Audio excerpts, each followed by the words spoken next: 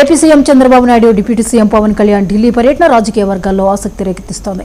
ఈ రాత్రికి పవన్ కళ్యాణ్ ఢిల్లీ చేరుకోనుండగా రేపు ఉదయం సీఎం చంద్రబాబు నాయుడు జాతీయ రాజధానికి వెళ్లనున్నారు. కేంద్రంలో ఎన్డీఏ ప్రభుత్వం ఏర్పడి ఏడాది పూర్తవుతున్న నేపథ్యంలో అలాగే బీజేపీ పాలనకు 12 సంవత్సరాలు పూర్తయిన సందర్భంగా ఢిల్లీలోని భారత్ మండపంలో నిర్వహించే కీలక ఎన్డీఏ సమావేశంలో ఇద్దరు నేతలు పాల్గొనున్నారు.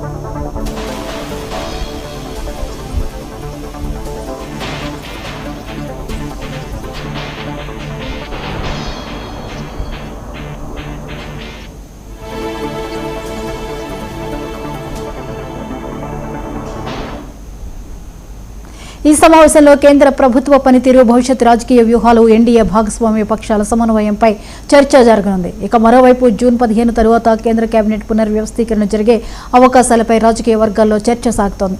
ఈ నేపథ్యంలో చంద్రబాబు, పవన్ కళ్యాణ్ల ఢిల్లీ పర్యటనకు ప్రాధాన్యత సంతరించుకుంది. ఎన్డీఏ సమావేశంలో ఏ కీలక నిర్ణయాలు వెలువడతాయన్నది ఇప్పుడు ఆసక్తికరంగా మారింది. ఇక ఈ అంశంపై మరిన్ని వివరాలని బ్యూరో చీఫ్ నవీన్ అందిస్తారు. ఢిల్లీ నుంచి నవీన్, చెప్పండి, ఈ రోజు డిప్యూటీ సీఎం పవన్ కళ్యాణ్, రేపు చంద్రబాబు నాయుడు ఢిల్లీ వెళ్లనున్నారు, వివరాలేంటి?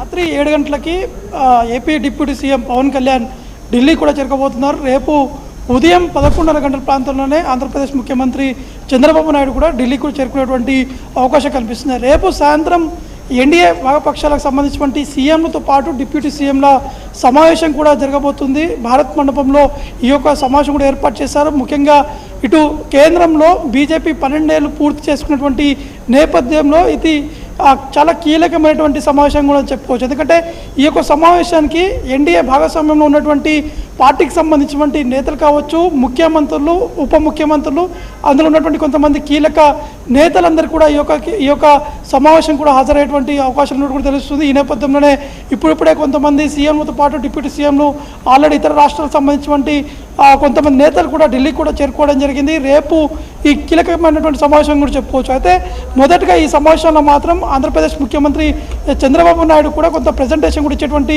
అవకాశం కనిపిస్తుంది. దాని తర్వాత తీర్మానం కూడా ప్రవేశపెడతారు. దాని తర్వాత అక్కడ ఉన్నటువంటి ఇతర నేతలందరూ కూడా ఆ తీర్మానాన్ని బలపరిచేటువంటి అవకాశం కనిపిస్తుంది. దాని తర్వాత ప్రధాని మోడీకి సన్మానం చేసేటువంటి కార్యక్రమం కూడా ఉండబోయేటువంటి అవకాశాలు కనిపిస్తున్నాయి. అయితే ప్రధాని మోడీ ఈ 12 ఏళ్ళు పూర్తి చేసుకున్నటువంటి నేపథ్యంలో వికసిత్ భారత్ సంబంధించినటువంటి పాలన ఏ విధంగా ఉంటుంది, ఏ విధంగా ముందుకు వెళ్తున్నారు, అక్కడ ఉన్నటువంటి ప్రజలు ఏ విధంగా అక్కడ దాన్ని స్వాగతిస్తున్నారనే అంశాలపైనే చర్చ కూడా జరిగేటువంటి అవకాశాలు ఉన్నట్టు కూడా మనకి సమాచారం కూడా ఉంటుంది. ఎందుకంటే ఇటీవలే పశ్చిమాసియా సంబంధించినటువంటి అంశాలు చాలా కీలకంగా మారినటువంటి పరిస్థితులు నెలకొన్నాయి.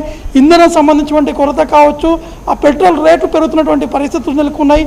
అక్కడ ఉన్నటువంటి ప్రజల అభిప్రాయం ఏంటిది అనే అంశాలు కూడా ప్రధాని మోడీ స్వయంగా ఇటు సీఎంతో పాటు డిప్యూటీ సీఎంని వివరంగా అడిగేటువంటి అవకాశం ఉన్నట్టు కూడా తెలుస్తున్నాయి. అయితే రేపు మధ్యాహ్నం 3 గంటలకి ఈ యొక్క సమావేశం కూడా ప్రారంభమవుతుంది.